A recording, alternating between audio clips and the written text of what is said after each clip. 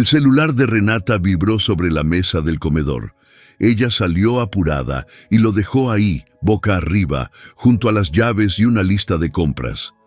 Yo solo iba a moverlo para poner los platos.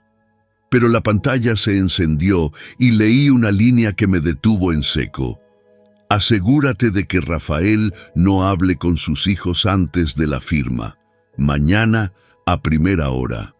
Me quedé paralizado con el teléfono en la mano, porque ahí había 3 cosas que no se perdonan: mi nombre, mis hijos y un plan hecho a escondidas.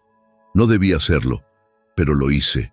Abrí el chat, vi mensajes sobre documentos, sobre un médico, sobre confusión, y entonces apareció un audio sin escuchar. Lo reproduje con el volumen al mínimo. Era la voz de Renata, clara como un disparo. Si se resiste, lo hacemos pasar por confundido. Solté el celular. Me senté sin aire. Alguien en mi propia casa estaba preparando el terreno para declararme incapaz. Y lo peor es que en ese momento yo estaba seguro de que Renata era la enemiga. No sabía todavía lo que iba a escuchar en esa misma casa antes de que terminara el día siguiente. Quédate conmigo hasta el final de esta parte, porque ese celular olvidado no solo me mostró una traición, me mostró un mapa, y yo, a mis 76 años, todavía sé leer mapas. Me llamo Rafael Mendoza. Tengo 76 años y pasé 40 de ellos enseñando Derecho Constitucional en la universidad. Mis estudiantes me llamaban el profesor de los límites porque insistía en lo mismo cada semestre. La integridad no se negocia cuando conviene. O la tienes o no la tienes. No existe término medio. Ese mismo hombre fue el que abrió el celular ajeno esa mañana y no me arrepiento. Porque lo que encontré adentro cambió todo lo que yo creía saber sobre mi familia, sobre lo que tengo y sobre el cariño que uno entrega sin medir las sombras que se forman detrás. Vivo con mi hijo Andrés y su esposa Renata desde hace 4 años. También tengo una hija, Daniela, aunque ella es como un cometa, aparece cuando puede, ilumina todo y vuelve a irse a su vida en otra ciudad. Andrés es más constante, más práctico. Él fue quien insistió en que me mudara con ellos cuando perdí a Noemí. Noemí fue mi esposa durante 42 años. Murió un martes por la mañana mientras regaba sus plantas en el jardín de nuestra casa. El médico dijo que fue rápido, que no sufrió. Yo asentí como quien firma un documento sin leerlo. Después, durante meses, me pregunté cómo era posible que una persona tan llena de vida pudiera irse sin aviso, sin despedirse, sin darme tiempo de decirle una última vez todo lo que significó para mí. Andrés me habló como hijo y como abogado sin título, con esa lógica que parece impecable y aún así duele. Papá, esa casa es muy grande para ti. Vente con nosotros, no vas a estar solo. Tenía razón. O al menos eso pensé. La casa donde viví con Noemí se volvió demasiado grande para un solo hombre, demasiado silenciosa, demasiado llena de recuerdos que dolían más de lo que consolaban. Me mudé llevando mis libros, mi sillón azul marino, mis fotos y poco más. Renata preparó el cuarto con cuidado, lo pintó de azul claro porque Andrés le dijo que era mi color favorito. Puso una lámpara de lectura junto a la cama y una mesita para el café matutino. Ese tipo de detalles te engañan. Te hacen creer que todo lo que se ve es todo lo que hay. Eso creía hace 1 hora, antes de que esa pantalla se encendiera. Me obligué a caminar como si nada. Volví a la cocina, puse los platos en la mesa y dejé el celular exactamente donde estaba, boca arriba, junto a las llaves y la lista de compras, como si nunca lo hubiera tocado. Luego fui a mi cuarto y me senté en el sillón azul marino. Me obligué a respirar despacio. 40 años de derecho me enseñaron algo más importante que los artículos y los códigos. Las emociones son enemigas del análisis. Cuando uno está sacudido, es exactamente el momento en que más necesita pensar con frialdad. Cerré los ojos y repasé mentalmente cada mensaje que había leído en ese chat. El primero decía que yo no debía hablar con mis hijos antes de la firma. En plural, Andrés es mi hijo, Daniela también lo es. Eso significaba que el plan no era solo aislarme de Andrés, era aislarme de todos. Y eso solo se hace cuando vas a pedirle a alguien que firme algo que no firmaría si tuviera una conversación honesta con su propia familia. El segundo mensaje decía: el gestor confirmó la cita del jueves. Todo está listo de su lado. El gestor, sin nombre, sin cara, alguien del mundo legal o notarial probablemente. Un intermediario que movía piezas desde afuera. Lo archivé como pieza suelta, sin lugar todavía en el tablero. El tercer mensaje, enviado por Renata, decía: ¿y si Rafael pregunta qué está firmando? La respuesta llegó rápida: lo que explique el gestor, él se encarga de eso. Tú solo asegúrate de que esté tranquilo y no hable con nadie antes. Y luego el audio, la voz de Renata: si se resiste, lo hacemos pasar por confundido. Esa frase no era un arrebato, era un paso dentro de un protocolo. Un plan que ya existía, que ya tenía forma, que ya tenía un guión escrito por alguien más. Renata no estaba improvisando, estaba repitiendo instrucciones. Abrí los ojos y miré el techo. Alguien quería que yo firmara algo. El gestor había confirmado una cita para el jueves. Renata estaba en el medio de todo, pero recibía órdenes de otro. ¿Y Andrés? ¿Sabía? ¿No sabía?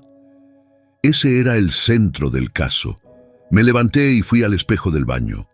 Pelo blanco, arrugas de alguien que ha leído demasiado y dormido poco. Pero mis ojos seguían claros, alertas. Los mismos ojos del profesor que durante décadas detectó cuando un estudiante mentía en un examen oral, cuando un colega ocultaba algo en una reunión, cuando alguien sonreía demasiado para esconder lo que no quería mostrar. Nadie en esa casa sabía que yo todavía tenía esos ojos. Eso era mi ventaja. Renata llegó 20 minutos después con 2 bolsas del supermercado y una sonrisa cansada. «¿Don Rafael ya comió algo?», preguntó dejando las bolsas sobre el mostrador. «Te estaba esperando para poner la mesa», respondí con naturalidad. Ella sonrió, una sonrisa normal, no la sonrisa de alguien que acaba de planear declararme incapaz. Eso me desconcertó, porque yo esperaba culpa y encontré rutina. Esperaba nerviosismo y encontré cansancio genuino. Hay 2 posibilidades cuando eso ocurre. O la persona es una actriz extraordinaria, o la persona no siente que hace algo malo porque alguien le convenció de que es algo necesario. En ese momento yo todavía no sabía cuál de las 2 era Renata. Almorzamos solos porque Andrés tenía una reunión larga. Renata habló sobre el supermercado, sobre una vecina, sobre una receta nueva para el fin de semana. Yo respondí con monosílabos y preguntas cortas, observándola, buscando señales de culpa, nerviosismo, actuación. No encontré nada visible, pero a mitad del almuerzo, su teléfono vibró sobre la mesa. Ella lo miró de reojo, muy rápido, como quien revisa si una herida sigue sangrando. Luego lo puso boca abajo y continuó hablando de la receta. Ese gesto, pequeño, casi invisible, fue la primera grieta real en su máscara de normalidad. Esa tarde saqué mi cuaderno de notas, el mismo con tapas de cuero gastado que usé durante años para construir casos hipotéticos con mis estudiantes. Lo abrí en una página nueva y escribí 3 títulos en letras grandes. Lo que sé, lo que no sé, lo que necesito descubrir. En lo que sé, existe una firma programada para mañana, existe una cita el jueves, y por el tono suena a trámite legal. Existe alguien llamado el gestor que da instrucciones como si tuviera autoridad sobre este asunto. Existe una frase que suena a protocolo, no a improvisación. Renata está involucrada, pero parece seguir un guión ajeno. Alguien quiere aislarme de mis hijos antes de que yo firme cualquier cosa. Los mensajes ya mostraban un patrón. Primero mi firma en privado. Después lo harían oficial. 2 pasos, 2 oportunidades para que yo no pudiera frenarlos. En lo que no sé, ¿qué documento es ese? ¿Qué significa exactamente? ¿Quién gana si yo firmo? ¿Qué papel juega Andrés? ¿Quién es realmente el gestor y por qué tiene tanta autoridad en esta operación? En lo que necesito descubrir todo lo anterior, pero en orden, porque la prisa es el mejor aliado del que miente. Guardé el cuaderno en el fondo de mi maleta de viaje, debajo de ropa que nunca usaba. Luego me recosté en la cama mirando el techo y dejé que los engranajes trabajaran solos. Noemí siempre decía que yo pensaba demasiado. Rafael, no todo es un caso por resolver, me repetía. Tenía razón casi siempre, pero esta vez ese defecto mío era lo único que me separaba de firmar algo sin saber qué era. A las 7 de la noche llegó Andrés. Lo escuché entrar, saludar a Renata en la cocina, preguntar qué había para cenar. Sonidos completamente normales, rutinas completamente normales. Salí del cuarto con una sonrisa tranquila. Andrés, ¿cómo te fue? Larga la reunión, papá, muy larga. Se veía cansado, pero no nervioso, no culpable, no como alguien que estuviera organizando algo contra mí para el día siguiente. Y sin embargo, eso no significaba nada. 40 años enseñando derecho me habían mostrado que hay personas que hacen cosas terribles con el mismo rostro con el que piden el pan. Durante la cena observé la dinámica entre los dos. Andrés y Renata se miraban con esa complicidad cotidiana de los matrimonios que llevan años juntos. Nada tenso, nada teatral. En un momento Renata dijo con voz casual: «Mañana tengo una cita temprano. Voy a salir antes de las 8». Andrés asintió sin preguntar nada. «Perfecto, amor. Avísame cuando llegues». Yo levanté la vista con naturalidad. «¿Una cita médica, Renata?» Ella sonrió, un poco rígida. «Trámites, don Rafael. Nada importante. Trámites. Una palabra lo suficientemente grande para esconder cualquier cosa». «Ah, qué bien», dije. «Yo también tengo algunos pendientes mañana». Nadie preguntó cuáles. Eso también era información. Esa noche, ya en mi cuarto, abrí mi teléfono. No soy el anciano desorientado que algunos creen que pueden manejar. Noemí me obligó, con cariño y mucha paciencia, a aprender tecnología cuando yo todavía era más soberbio que sabio. Si vas a seguir enseñando, tienes que entender el mundo donde viven tus alumnos, me decía. Tenía razón. Y gracias a eso esa noche hice algo simple. Revisé mis propios correos, mi agenda, mis mensajes guardados. Busqué cualquier registro de una cita, de un notario, de un documento pendiente. No encontré nada. Eso era en sí mismo una pista. Si yo no tenía nada registrado, era porque no querían que yo recordara que algo iba a ocurrir. Busqué en mis contactos el nombre de Isabel Fuentes. Isabel fue notaria pública durante 30 años antes de jubilarse. La conocí en un club de lectura al que empecé a ir después de la muerte de Noemí, buscando algo que llenara las tardes vacías. Nos hicimos amigos rápidamente, porque los dos éramos personas del mundo legal con tiempo libre y muchas opiniones sobre los libros que leíamos. Isabel tenía 68 años y una capacidad para leer documentos como si fueran radiografías. No la llamé esa noche. Todavía me faltaban piezas, pero la dejé lista como se deja una herramienta cerca cuando sabes que la vas a necesitar. Me acosté con la casa en silencio. Escuché el ventilador, un crujido del piso, el murmullo del matrimonio en su cuarto. Una casa completamente normal que escondía un mecanismo que yo todavía no veía completo. A la mañana siguiente me levanté antes de que amaneciera. Preparé café en la cocina y mientras el agua hervía, vi entrar a Renata caminando despacio, el cabello todavía suelto, el teléfono en la mano. Se sirvió un sorbo, revisó la pantalla y apretó la mandíbula un segundo. Luego levantó la vista y me encontró sentado a la mesa. Buenos días, don Rafael. Buenos días. ¿A qué hora es tu cita? Temprano. No se preocupe. ¿Y Andrés va contigo? Andrés sabe. Andrés sabe. No. Andrés va. No. Andrés lo organizó. Solo. Andrés sabe. Como si su conocimiento fuera suficiente autorización y los detalles no me correspondieran a mí. Renata salió a las 7:40. Escuché el coche arrancar y alejarse calle abajo. Esperé 10 minutos. Andrés seguía en su cuarto.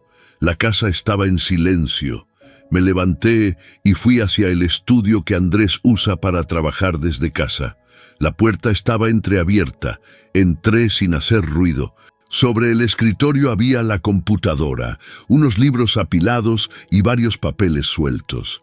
En el cajón lateral, que no estaba cerrado con llave, había una carpeta de color verde. La saqué con cuidado y la abrí. El primer documento era de un despacho que yo no reconocía. Ortega y Asociados. El título decía Acuerdo de Administración Temporal de Bienes, Fideicomiso Finca Los Álamos. Los Álamos. Así se llamaba la finca que mis padres nos dejaron. Tierra que llevaba en la familia desde 3 generaciones.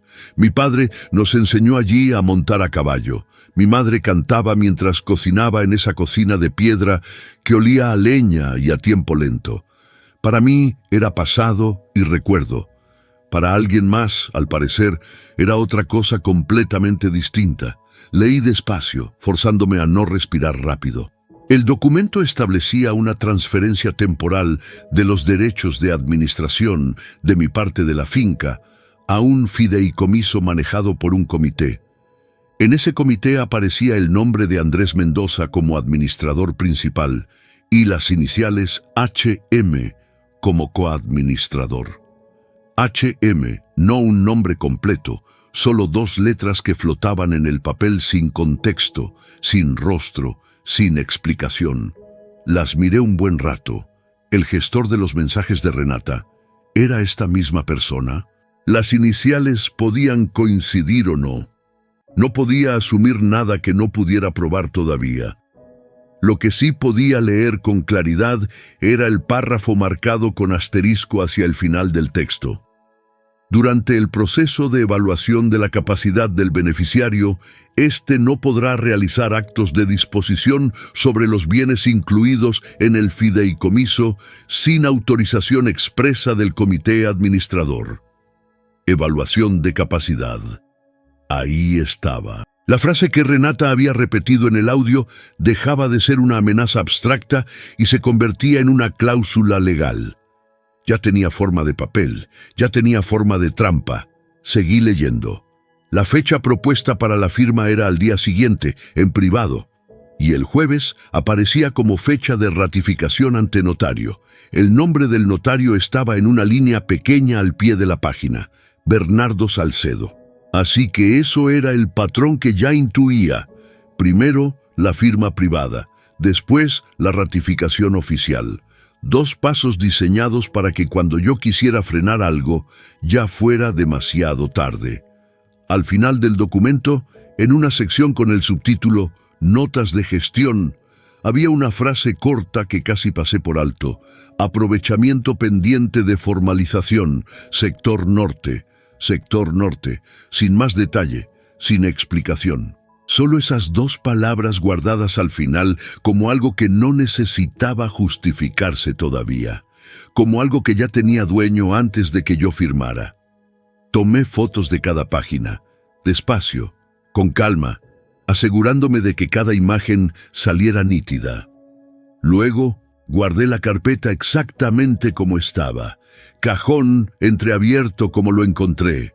Regresé a la cocina con las manos sorprendentemente firmes y el estómago apretado.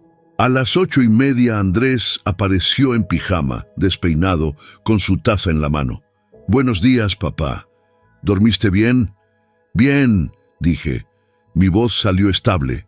Eso fue un pequeño triunfo. «Oye, Andrés», dije con tono completamente casual, «hace tiempo que no vamos a Los Álamos. ¿Qué tal si un fin de semana vamos, solo para caminar un rato, ver cómo está todo?» Vi una pausa, mínima. una sombra que cruzó su mirada y se fue casi tan rápido como llegó. La recuperó en menos de 2 segundos. Claro, papá, cuando quieras. La frase era correcta. El tono no era el de siempre, y esa diferencia, pequeña como era, valía más que cualquier confesión. A las 9 en punto llamé a Isabel. Contestó al segundo tono. Rafael, qué sorpresa tan temprano. ¿Todo bien? Necesito verte hoy. Es urgente. Silencio breve. Estoy libre desde las 11. ¿Vienes a mi casa? Sí, necesito privacidad. A las 11 te espero. Llegué a casa de Isabel a las 11 en punto. Me recibió con café y sin preguntas innecesarias. Le conté todo. Le mostré las fotos en mi teléfono. Ella las leyó 2 veces en silencio, con una expresión que fue cambiando despacio de atención a preocupación.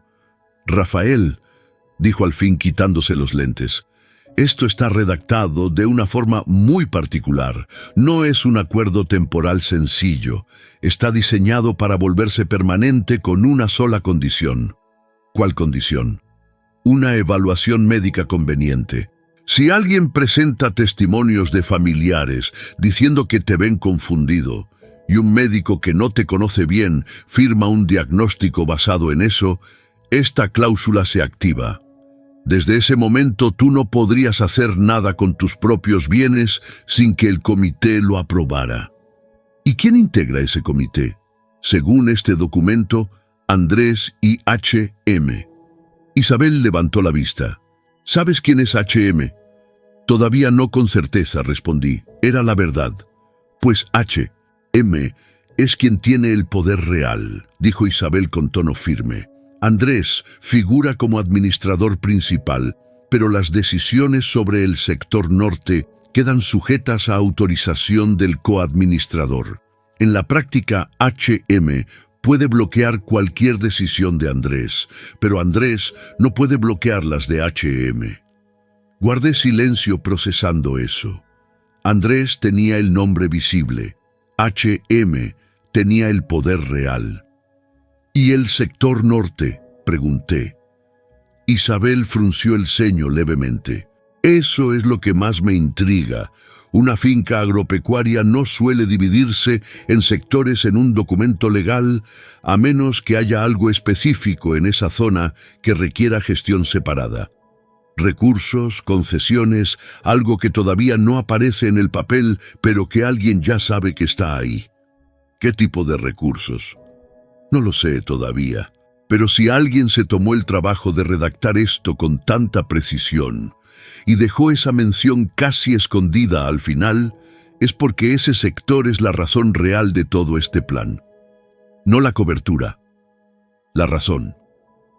Sus palabras quedaron flotando en el salón mientras yo miraba por la ventana el jardín tranquilo de Isabel, la razón real de todo.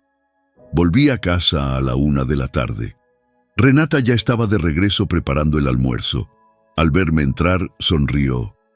¿Cómo le fue con su amiga? Bien. ¿Y tus trámites? Renata bajó la mirada un segundo antes de responder. Todo en orden.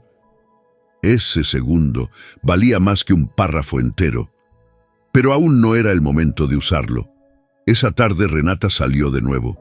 Esta vez sin bolsas, sin lista de compras. Solo el bolso cruzado y un folder delgado bajo el brazo.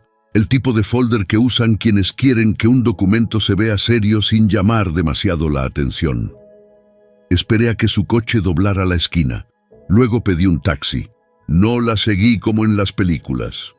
La seguí como lo que soy, un hombre viejo con paciencia larga.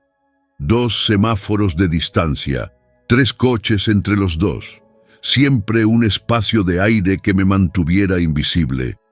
Renata estacionó cerca de un edificio de oficinas sin letrero llamativo. Entró rápido, con los hombros tensos, como quien quiere terminar algo incómodo antes de que se le note en la cara. Yo me quedé en la acera contraria fingiendo revisar el teléfono. A los pocos minutos la vi salir acompañada de una mujer de traje oscuro y cabello recogido. Hablaron poco. Renata asentía, pero su cuerpo decía otra cosa. Los dedos apretando el asa del bolso. los ojos moviéndose hacia los costados como buscando algo que no sabía si iba a encontrar. La mujer le entregó una hoja. Renata la guardó sin leer. Entonces la mujer dijo algo y vi que Renata palideció levemente. No escuché todo, pero sí un fragmento porque la mujer lo pronunció con la claridad de quien cita una autoridad. El gestor ya lo aprobó. Renata tragó saliva y respondió algo que me cambió completamente el ángulo de todo lo que creía entender. Yo no quiero que él piense que lo traicioné. La mujer respondió con un gesto casi maternal, impaciente. Es por su bien. Si tu suegro está bien, esto ni se va a notar.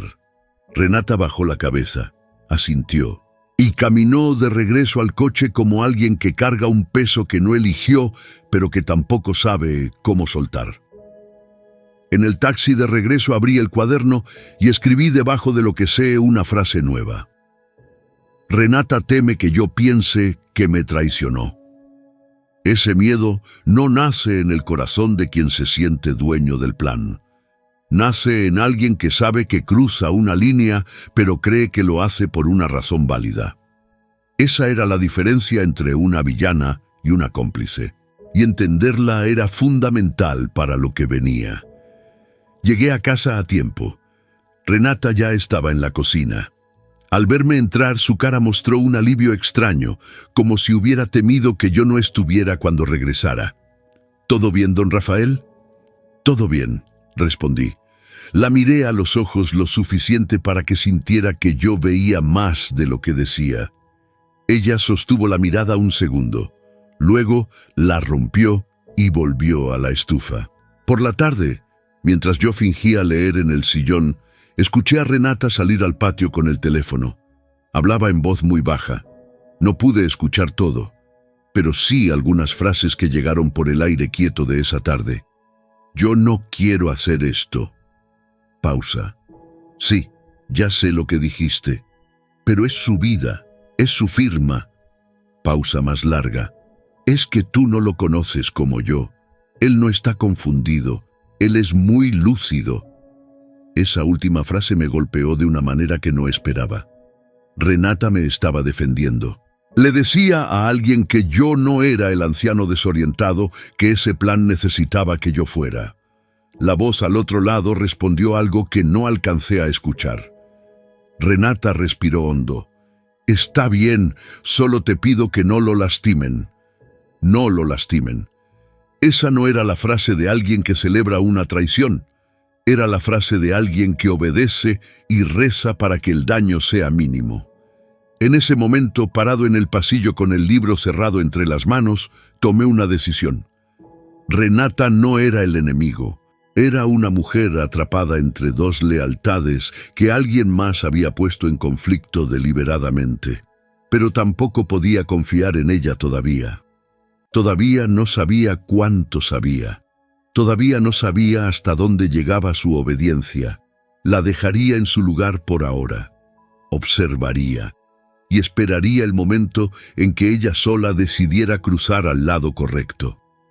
Esa noche, durante la cena, Andrés estuvo callado, más callado de lo normal. Renata habló de cosas sin importancia llenando el silencio. Yo observé a Andrés con cuidado, sus manos sobre la mesa, la forma en que movía la comida en el plato sin comer mucho, la manera en que 2 veces estuvo a punto de decir algo y se detuvo. Había algo en él que no era culpa, era tensión, la tensión de alguien que espera que algo ocurra y no sabe bien cómo va a salir. Después de cenar, Andrés se levantó a lavar los platos. Renata empezó a recoger la mesa. Yo me quedé sentado con mi vaso de agua, sin moverme. Renata pasó a mi lado con una bandeja en las manos. Se detuvo, respiró, y en ese silencio de 2 segundos sentí que algo se movía en ella, una decisión tomando forma, una palabra buscando salida. Don Rafael, yo... Se quedó ahí, con la bandeja en las manos y la frase sin terminar flotando entre los dos. Andrés apareció en la puerta del comedor. Renata, ¿viste mi teléfono? Lo dejé por aquí. Ella giró hacia él con una velocidad que lo decía todo. Sí, está en la cocina. Ahorita te lo traigo. Y se fue sin terminar la frase, sin mirarme, sin volver. Me quedé solo en el comedor con esas dos palabras resonando en el aire. Don Rafael, yo. Punto. Nada más. Pero a veces lo que no se dice pesa más que todo lo que se dice. Renata había querido hablar. Algo la detuvo. Y ese algo tenía la voz de Andrés apareciendo en el momento exacto. Casualidad o no, el resultado era el mismo. La verdad se había quedado a medias. Poco después, con Renata ya en su cuarto y la cocina en silencio, escuché que Andrés marcaba un número en su teléfono. Habló en voz baja, pero en esa casa el silencio nocturno lleva los sonidos más lejos de lo que la gente cree. Escuché solo una frase antes de que bajara todavía más la voz. Todo está listo para el jueves. Él no sospecha nada. Me quedé completamente inmóvil. El vaso de agua en la mano, el corazón latiendo más fuerte, pero de manera uniforme, como un motor que se prepara para algo largo. Andrés colgó, terminó en la cocina y apareció en el pasillo con una sonrisa cansada. «Papá, ¿necesitas algo antes de dormir?» «No, hijo, gracias, que descanses». Él asintió y se fue a su cuarto. Me quedé solo en el pasillo, la casa en silencio, el jardín oscuro afuera. Él no sospecha nada. Fui a mi cuarto, cerré la puerta sin hacer ruido, me senté en el sillón azul marino y no prendí la luz. Me quedé en la oscuridad, dejando que la mente terminara de acomodar las piezas. Andrés estaba informando a alguien que yo no sabía nada, que todo estaba listo para el jueves. Andrés tenía la carpeta en su cajón. Andrés había tenido esa pausa cuando mencioné Los Álamos. Andrés evitó mirarme a los ojos esa mañana. Andrés apareció en el momento exacto en que Renata estaba a punto de hablar. Todo apuntaba hacia Andrés, absolutamente todo. Y sin embargo algo en mí, algo que no era solo amor de padre, sino instinto de abogado viejo, me decía que el cuadro todavía no estaba completo, que hay una diferencia enorme entre el hombre que dirige un plan y el hombre que lo ejecuta creyendo que hace lo correcto, que hay una diferencia entre Andrés marcando ese número y Andrés siendo la mente detrás de todo esto, pero esa diferencia todavía no podía probarla. Y sin prueba no hay caso. Saqué el cuaderno y escribí en la oscuridad, guiándome por la poca luz que entraba por la rendija de la puerta. Andrés dijo: «Él no sospecha nada. Andrés reporta a alguien. Andrés tiene el documento en su cajón. Andrés reaccionó cuando mencioné Los Álamos. Andrés apareció justo cuando Renata iba a hablar. HM tiene el poder real en el fideicomiso. El sector norte tiene algo que todavía no veo». Cerré el cuaderno. Dale, like a este video. Y cuéntame en los comentarios desde qué ciudad me estás escuchando. Porque lo que viene en la siguiente parte va a cambiar todo lo que ahora mismo crees saber sobre quién está detrás de todo esto. Faltaban 2 días para el jueves. Y yo tenía algo que ellos no tenían: conciencia y una decisión. En las próximas 48 horas iba a hacer lo que mejor sé hacer: escuchar, observar y dejar que el otro se confíe. Si ellos querían un anciano confundido, iban a recibir una actuación perfecta. Solo que esta vez el confundido iba a ser el que estudiara cada movimiento, el que reuniera cada pieza, el que esperara el momento exacto para mostrar que había estado despierto todo el tiempo. Porque en cualquier sala de audiencias, en cualquier caso que yo haya visto en 40 años de carrera, siempre gana lo mismo. No el más fuerte, no el más rápido, el que llegó con más preparación. Y yo acababa de empezar a prepararme. El miércoles amaneció con una luz gris que entraba por la rendija de las persianas y caía exactamente sobre el sillón azul marino, donde yo había dormido apenas 3 horas. No me importó. Los abogados viejos aprendemos que el sueño es un lujo que se pospone cuando el caso lo exige. Y este caso lo exigía. Me levanté despacio, fui al baño, me miré en el espejo. El mismo hombre de siempre. Pelo blanco, arrugas, 76 años encima. Pero esa mañana decidí algo que nunca había hecho en mi vida fuera de un aula. Iba a actuar. No el Rafael Mendoza que había construido durante décadas. Iba a actuar al personaje que ellos necesitaban que yo fuera. Un anciano confundido. Si querían eso, lo iban a tener. Y mientras lo tenían, yo iba a seguir construyendo el caso más importante de mi vida. Salí del cuarto a las 7 de la mañana con el paso un poco más lento de lo normal. Renata ya estaba en la cocina preparando el desayuno. Al verme entrar, me saludó con esa sonrisa cargada que llevaba días usando. «Buenos días, don Rafael. ¿Durmió bien?» Me detuve en el umbral de la puerta como si estuviera orientándome. Miré la cocina despacio, de un lado al otro, como alguien que tarda un segundo de más en ubicarse. Sí, dije finalmente. ¿Ya desayunamos? Renata frunció el ceño apenas. Una sombra de preocupación que cruzó su cara y se quedó. Estoy preparando el desayuno ahora, don Rafael. Ah, dije, y me senté a la mesa en silencio. Eso era todo lo que necesitaba hacer, no exagerar, no actuar como en las películas, solo responder un segundo tarde, solo mirar un segundo de más, solo dejar que el silencio durara un poco más de lo cómodo. Las personas que esperan ver confusión la encuentran hasta donde no existe. Si yo les daba el mínimo, su imaginación haría el resto. Andrés bajó 20 minutos después. Se sirvió café y me miró con una atención que antes no tenía. Yo lo noté y no dije nada. Comí despacio, miré por la ventana. Pregunté 2 veces qué día era. La segunda vez Andrés y Renata se miraron entre ellos por encima de la mesa. Ahí estaba, la semilla plantada. Después del desayuno, Andrés dijo que tenía llamadas de trabajo y se encerró en el estudio. Renata recogió la cocina con movimientos rápidos y el teléfono siempre cerca. Yo me fui a mi cuarto, cerré la puerta y abrí el cuaderno. Era miércoles, el día anterior a la ratificación del jueves. La firma privada estaba programada para ese día, pero nadie había mencionado nada todavía. Eso significaba una de 2 cosas. O el plan había cambiado, o estaban esperando el momento correcto para presentármelo como algo natural, como algo que yo haría sin pensar demasiado porque era por mi bien. Escribí en el cuaderno: hoy es el día de la firma privada. Nadie la ha mencionado. Observar si Andrés sale, si llega alguien, si el plan sigue en pie. A las 10 de la mañana sonó el timbre de la casa. Yo estaba en el pasillo cuando Andrés salió del estudio a abrir la puerta.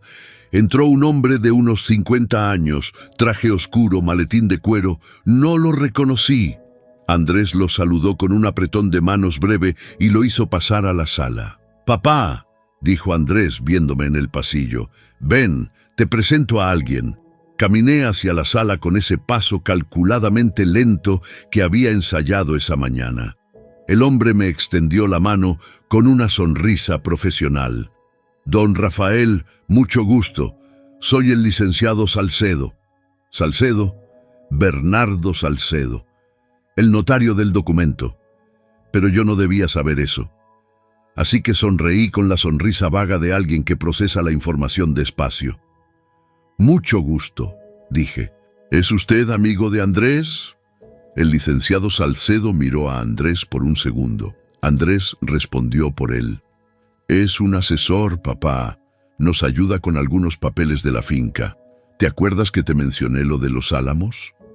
Yo no recordaba que Andrés me hubiera mencionado nada de los álamos, porque nunca lo hizo, pero respondí con una vaguedad perfecta. «Algo me dijiste, sí, no recuerdo bien». Andrés asintió, y en ese asentimiento había algo que me dolió más de lo que esperaba. No era triunfo, era alivio. el alivio de alguien que ve confirmado lo que le dijeron que iba a ver. Alguien le había dicho que yo estaba olvidando cosas, y Andrés lo estaba creyendo. Me senté en el sillón de la sala. Salcedo abrió el maletín y sacó una carpeta, la misma carpeta verde que yo ya conocía de memoria. La puso sobre la mesa de centro con esa naturalidad estudiada de los notarios que hacen esto muchas veces por semana. Don Rafael, esto es un documento sencillo.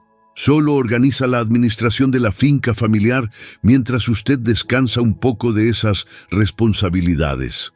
Andrés se encarga de todo. Tomé el documento con las manos y lo miré. Lo miré como alguien que lee, pero no comprende del todo. Pasé páginas despacio, con el ceño fruncido de manera calculada. Internamente estaba leyendo cada línea con la precisión de 40 años de carrera. Todo estaba igual que en las fotos. La cláusula de evaluación de capacidad. Las iniciales H. M como coadministrador. La mención del sector norte al final. ¿Y quién más firma esto?, pregunté con tono de curiosidad inocente. Andrés ya lo firmó, dijo Salcedo, y el coadministrador también tiene su firma lista. Solo falta la suya, don Rafael. El coadministrador, repetí. Un familiar de confianza, todo está en orden. Un familiar de confianza. Sin nombre, sin cara. Un familiar, claro. El mismo que llevaba meses moviendo piezas desde afuera. H. M escondido detrás de una frase tranquilizadora. Levanté la vista hacia Andrés. Mi hijo me miraba con esa expresión que los hijos tienen cuando esperan que el padre haga algo sin complicarlo. Una mezcla de súplica y certeza. Como si ya supiera cómo iba a terminar esto. Sostuve el documento en las manos unos segundos más. Luego lo puse sobre la mesa con cuidado y dije, déjame leerlo bien esta tarde. Tengo que pensar. Salcedo y Andrés se miraron. Una fracción de segundo. Suficiente. Por supuesto, don Rafael, dijo Salcedo con una sonrisa que no llegó a los ojos. No hay prisa. Pero sí había prisa. Los dos lo sabíamos. El jueves era mañana. Salcedo se fue 20 minutos después. Andrés lo acompañó a la puerta y habló con él en voz baja en el jardín. Yo me quedé en la sala, fingiendo dormitar en el sillón con los ojos entrecerrados. Desde ahí vi por la ventana cómo Andrés hablaba con el notario, cómo Salcedo gesticulaba con una mano mientras con la otra sostenía el maletín, cómo Andrés asentía varias veces seguidas. Cuando Andrés entró de nuevo a la casa, yo tenía los ojos completamente cerrados. Lo escuché detenerse a mi lado, escuché su respiración, luego sus pasos alejándose hacia el estudio y el clic suave de la puerta cerrándose. Abrí los ojos. Fui a mi cuarto, saqué el cuaderno y escribí. Salcedo vino en persona. El documento es el mismo. Andrés ya firmó. HM también firmó. Solo falta mi firma. Andrés cree que yo estoy olvidando cosas. Alguien se lo dijo. Necesito saber quién. Esa última línea era la más importante. Alguien había construido la narrativa de que yo estaba perdiendo la memoria. No era algo que Andrés hubiera observado solo. Era algo que alguien le había contado con suficiente detalle y suficiente convicción para que Andrés lo creyera sin cuestionarlo. ¿Quién tenía esa información? ¿Quién conocía mi vida lo suficiente para inventar ejemplos creíbles de confusión y olvido? ¿Quién tenía acceso a Andrés con la frecuencia y la confianza necesarias para plantarle esa idea en la mente sin que Andrés la cuestionara? No era Renata. Renata me había defendido en el patio. Renata había dicho que yo era lúcido. No era un extraño. Un extraño no tendría la credibilidad necesaria para convencer a un hijo de que su padre está perdiendo la cabeza. Era alguien que Andrés quería y respetaba. Alguien cuya palabra tenía peso. Alguien de la familia. Me quedé mirando el techo del cuarto con esa conclusión instalándose despacio, como el agua que encuentra su nivel. A la 1 de la tarde, Andrés tocó la puerta de mi cuarto. «Papá», ¿Comemos? Ahorita voy, dije. En el comedor, Renata había puesto la mesa con más cuidado que de costumbre. Flores pequeñas en el centro, el mantel de los días importantes, esos detalles que las personas usan cuando quieren que una conversación difícil parezca normal. Comimos los tres en un silencio que Renata intentó llenar con comentarios sobre el clima y sobre una serie que estaba viendo. Andrés respondía con monosílabos. Yo comía despacio y observaba. A mitad de la comida, Andrés dejó el tenedor sobre el plato y me miró. «Papá, ¿leíste el documento que te dejó el licenciado Salcedo?» «Lo estoy pensando», dije. «Es algo sencillo, solo para que tengas menos preocupaciones». «Yo no tengo preocupaciones con la finca, Andrés». Una pausa breve. «Bueno, pero ya no eres joven, papá. Y la finca requiere atención, decisiones, viajes, cosas que a tu edad...» Lo dejé terminar la frase en el aire. No la terminó. «¿A mi edad qué?», pregunté con tono completamente tranquilo. Andrés tomó su tenedor de nuevo. Renata miraba su plato. «Nada, papá, solo que nosotros podemos ayudarte». «Nosotros, no yo, nosotros», incluyendo a alguien que no estaba en esa mesa. Terminé de comer sin decir nada más, pero en el cuaderno, esa tarde, agregué una línea. Andrés dijo, «nosotros». Hay alguien más en este plan que Andrés siente como parte de su equipo. No es Renata, es otra persona. A las 4 de la tarde llamé a Isabel. «Rafael, ¿cómo estás? Vino el notario esta mañana, Salcedo en persona». Silencio corto. «¿Y?» «Me pidieron que firmara, pedí tiempo». «¿Cuánto tiempo tienes?» «El jueves es la ratificación, mañana». «Entonces tenemos hoy», dijo Isabel con la calma de alguien que ha manejado urgencias toda su vida. «Escúchame, necesito que hagas una cosa. Quiero que me mandes las fotos del documento otra vez, pero esta vez quiero que te fijes en algo específico. La fecha de elaboración del documento, no la fecha de firma, la fecha en que fue redactado». Abrí las fotos en el teléfono. Las revisé despacio. En la última página, en la esquina inferior izquierda, había una línea pequeña que yo había pasado por alto. Decía, «Documento elaborado el 14 de septiembre». «Isabel, dice 14 de septiembre. ¿De qué año?» Miré más de cerca. «Del año pasado». Silencio más largo esta vez. «Rafael, ese documento lleva casi un año preparado. Esto no es una decisión reciente. Alguien lleva 12 meses construyendo este plan». 12 meses. Un año entero. Mientras yo vivía en esa casa, mientras compartía el desayuno con Andrés y Renata, mientras creía que tenía una familia que me cuidaba, alguien llevaba 12 meses diseñando la manera de quitarme lo que era mío. ¿Qué hago con esto, Isabel? Hoy en la tarde me llevo las fotos a un perito que conozco. Quiero que analice la redacción, el estilo jurídico, quién podría haber redactado esto. Y tú esta noche tienes que hablar con Andrés. Todavía no sé todo lo que necesito saber. Rafael, el jueves es mañana. A veces el caso no está completo cuando el juicio empieza. Un abogado lo sabe. Hay que entrar con lo que se tiene y construir el resto en tiempo real. Tenía razón. Siempre había tenido razón en las cosas que importaban. Esa tarde observé a Andrés con ojos nuevos, no los ojos del padre que busca culpa en su hijo, los ojos del abogado que busca la verdad detrás del comportamiento. Andrés estuvo encerrado en el estudio la mayor parte de la tarde. Salió 2 veces, una para servirse agua, otra para hacer una llamada en el jardín. La segunda vez, yo estaba cerca de la ventana de la cocina y pude ver parte de la conversación sin escucharla. Andrés hablaba de pie, el cuerpo ligeramente inclinado hacia adelante, la mano libre moviéndose mientras hablaba. Era la postura de alguien que reporta, no de alguien que decide. La postura de alguien que está explicando una situación a otro que tiene más autoridad. Esa imagen se quedó grabada.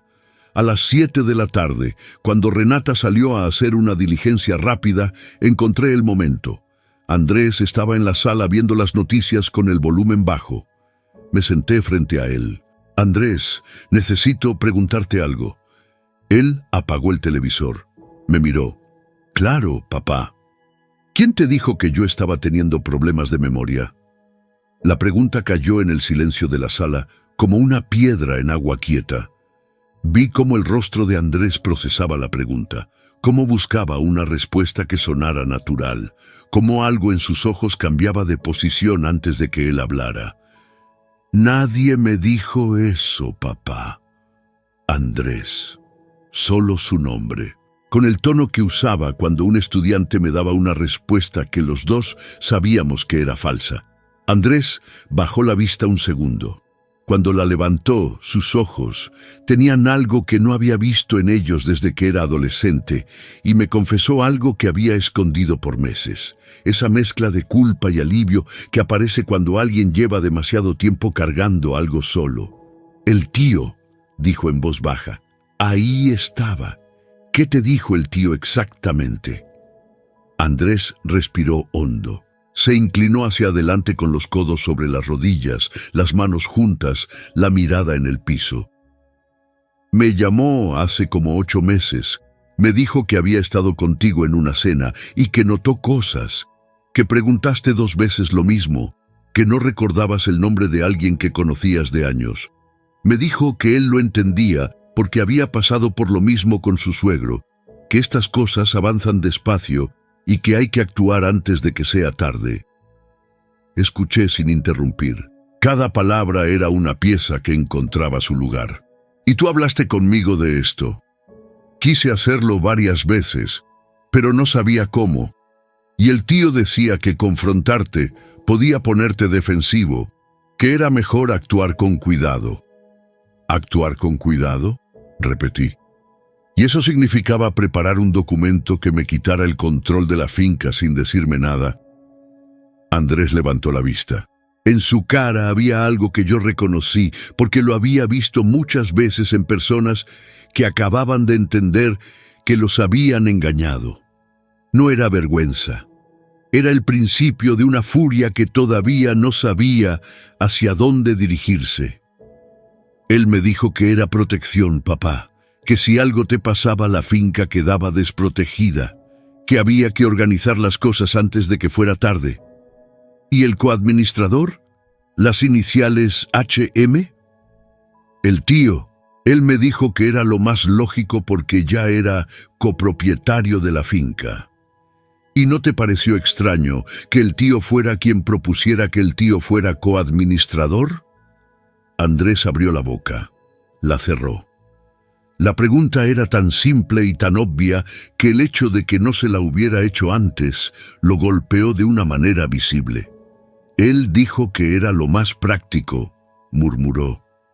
Andrés, ¿cuándo fue la última vez que hablé contigo de los Álamos por iniciativa mía?